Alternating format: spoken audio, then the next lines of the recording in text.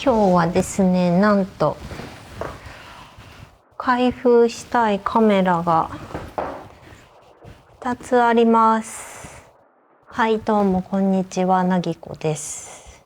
というわけで本日はこの2つのカメラを開けていきたいと思います。で、1つがこのニコンの Z5 II、そしてもう1つがポラロイドの、ポラロイドフリップ。この2つでございます。じゃあどうしようかな。まずはじゃあ Z5 II からいきましょうか。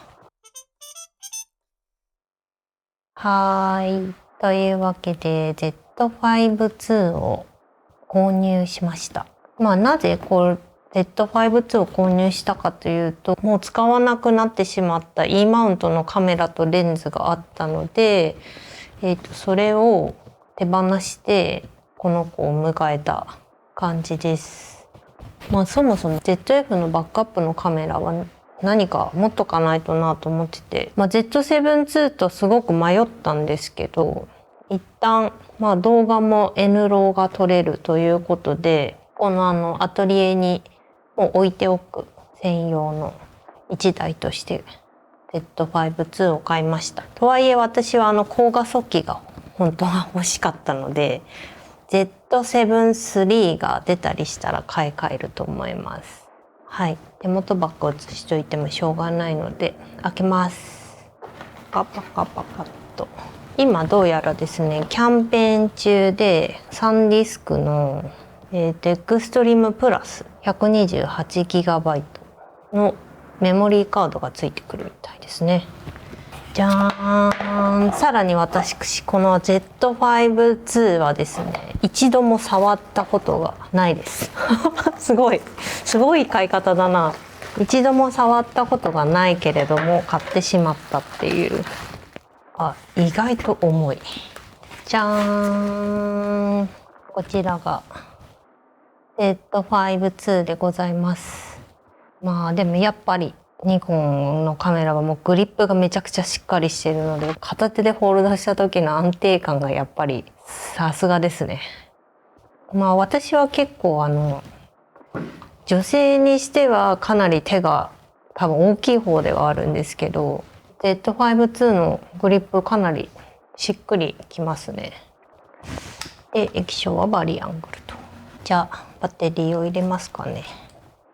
本体下部のこの部分はもうバッテリーを入れるところのみですね。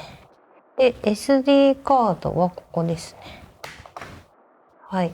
SD カードが2枚入る感じですな。SD。OWC のアトラスウルトラっていう 512GB の SD があるので、これをメインの SD のスロットに入れようと思います。バックアップも入れとくか。よいしょ。よし、SD 入れました。本体は多分 ZF よりは軽いですけど、なんかすっごい軽いって感じでもないですね。電源入りました。とりあえず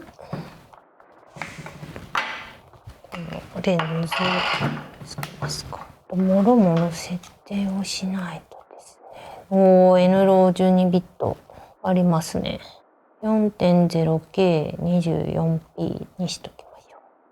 あと必ず動画を撮るときはこれですね。ヒストグラムからウェブフォームにすると、あといろいろ設定しないとですが、とりあえずこれで動画撮れる準備はできたかな。今使ってる ZF もそうですが、こんな感じで使ってます。あと特徴的なのはここにあるピクチャープロファイルの切り替えボタンを押すと、すごいスムーズにピクチャーコントロールが切り替えられますよっていうボタンですね。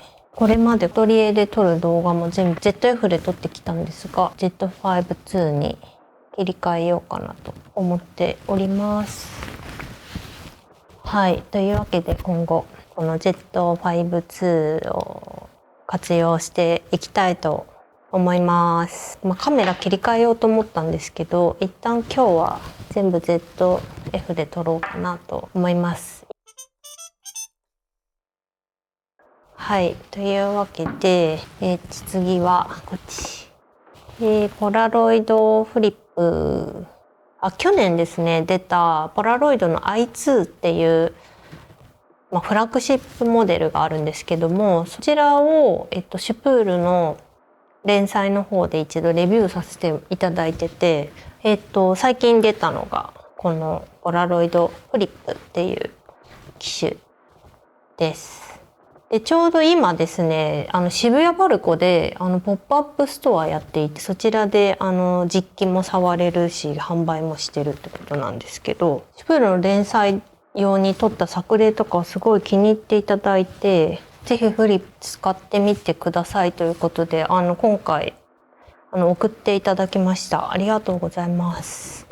でポラロイド i2 はですね、もういろんな最新の機能もりもりのフラッグシップモデルで、価格が10万超えていて、なかなかアクセシブルとは言いづらい機種だったんですが、このポラロイドフリップはアクセスしやすい価格になっていいなって思っていたところで開けたいと思います。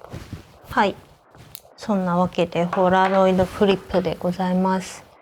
カラーはですね、今回ホワイトを送っていただきましたが、ブラックもあります。価格確か39,800円だったと思うんですけど、そのぐらいだとね、ちょっと気軽にというか遊べる感じで買えますよね。カメラストラップ、ハローって書いてある。じゃーん。本体はこんな感じですね。結構シンプル。ボタンはここに2つだけ。あとは、ここは多分フィルムの入れ替えボタンかな。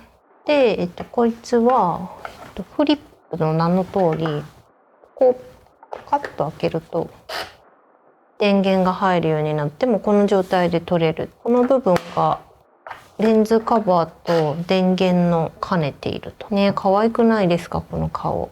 で、ここがシャッターボタンかな。で、フラッシュもついてます。で、ここをストップカット下が開いて、ここにフィルムを入れるような形になっております。クリックスタートガイドというものもついてまして、しっかりデザインされていて可愛い。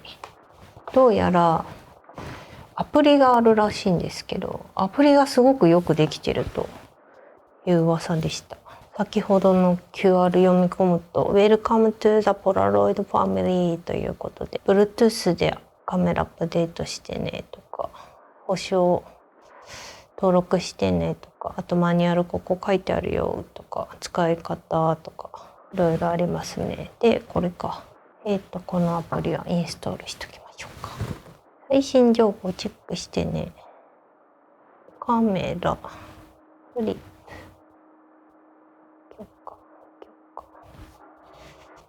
あれ、いつの間にかつながった。で、ファームウェアアップデートと。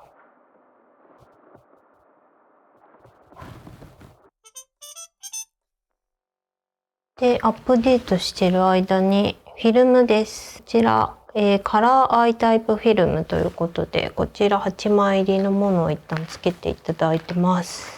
以前i2 を使わせていただいた時にですね、モノクロのフィルムがすごい印象が良くて、それも使いたいなと思ったので、ヨドバシでこの i タイプのフィルムのモノクロも頼んであります。ちなみにこのね i タイプの他に600とか SX60 とかあるんですけど、それと i タイプっていうののフィルムの違いは、 i タイプ以外のフィルムにはバッテリーがついてます。バッテリーがついてないので、そのフラッシュ光らせたりとかする機構のところにバッテリーを要する機種のポラロイドに関しては、この i タイプのフィルムは使えないみたいです。はい。終わった。したらフィルムを入れます。パッとこう開いて、もうここに入れるだけですね。こんな感じで。よいしょ。はい。入りました。かわいい。8ッと出たので取れるようになりましたね。でちなみにこの、フィルムなんですけれども、やっぱり価格面はちょっと気になる方が多いと思うんですが、だいたい8枚入りで3000数百円ぐらいです。1枚、350円とか、400円しないぐらい。決して気軽に撮れるっていう感じの価格ではないかもしれないんですが、昨日イベントがあってちょうどこの I タイプのフィルムとこのポラロイドフリップをね使って撮っていただいた1枚があるので、こんな感じの写りですね。でゾーンフォーカスなので4つの焦点距離のレンズがついていて、その4種類の焦点距離の4枚のレンズを、被写体との距離によって使い分けてフォーカス合わせるっていう機構になってます。先日発表会でこれなんかモデルさんがいらっしゃって私が撮ってみたんですが、思いっきり全然操作もわかんないで撮ったのでピンポケではあるんですが、こういうのも味があっていいんじゃないかなと思ったのですが、どうでしょうかはい、こんなんとか撮ったりしましたね。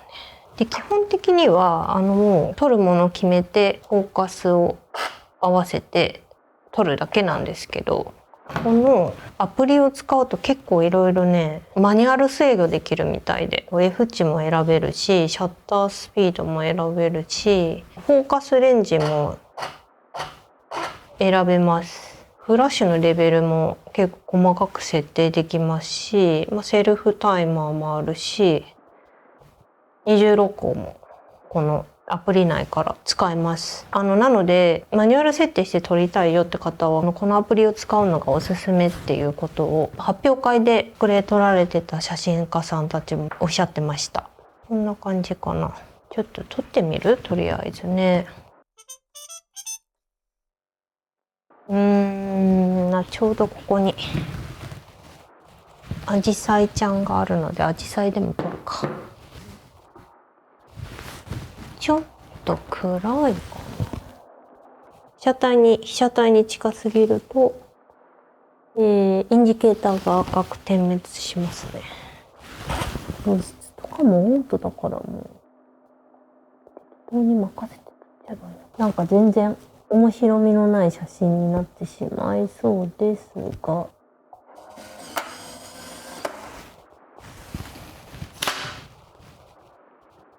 こんな感じでしばらく時間かかります。シャツのポケットとかに入れとくのがいいです。